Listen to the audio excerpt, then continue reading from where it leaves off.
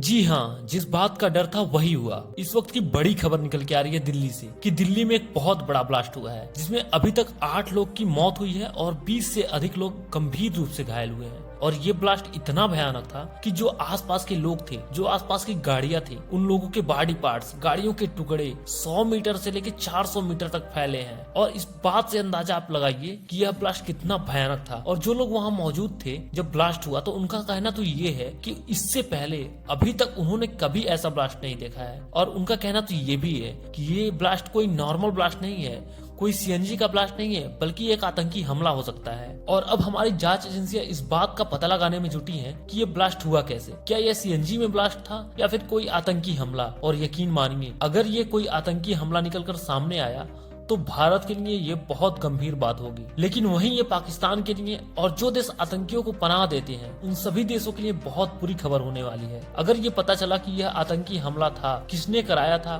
कौन इसका सरगना था और उसकी ट्रेनिंग कहाँ हुई थी, भारत उस देश की और उस आतंकी ग्रुप की खाल उधेड़ कर रख देगा। और इस बार भारत ऑपरेशन सिंदूर से भी बड़ी कार्रवाई करेगा, क्योंकि ये हमला भारत के दिल पर हुआ है। लेकिन फिलहाल अभी ये कंफर्म नहीं हुआ कि ये आतंकी हमला ही है।